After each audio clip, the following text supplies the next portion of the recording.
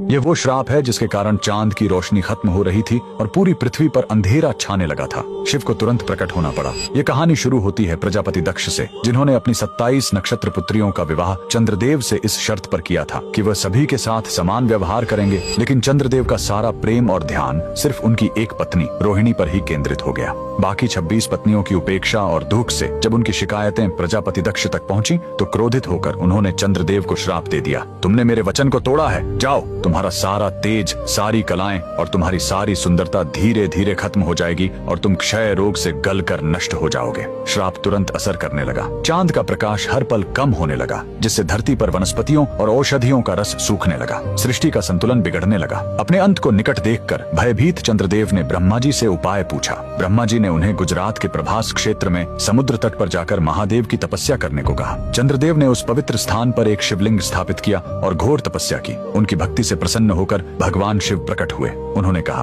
मैं दक्ष के श्राप को पूरी तरह खत्म तो नहीं कर सकता, लेकिन उसका प्रभाव कम कर सकता हूँ। शिव ने वरदान दिया, तुम कृष्ण पक्ष में 15 दिन क्षीण होगे, लेकिन शुक्ल पक्ष में 15 दिन फिर से पूर्ण हो जाओगे। उन्होंने चंद्र को अपने मस्तक पर धारण कर लिया और चंद्रशेखर कहलाए। और जिस ज्योतिर्लिंग की चंद्र ने पूजा की थी वो सोमनाथ, सोम यानी चंद्र के नाथ के नाम से प्रसिद्ध हुआ। और यही सोमनाथ मंदिर भारत का पहला ज्योतिर्लिंग आज भी गुजरात के वेरावल में उसी समुद्र तट पर शान से खड़ा है, जहाँ चंद्रदेव ने श्राप से मुक्ति पाई थी। लेकिन रुकिए, इस मंदिर का एक और रहस्य है। यहाँ मौजूद बाण स्तंभ यह बताता है कि यहाँ से लेकर दक्षिणी ध्रुव तक समुद्र के रास्ते में कोई जमीन नहीं है। भगवान शिव के भक्त कमेंट में हर हर महादेव जरूर लिखें।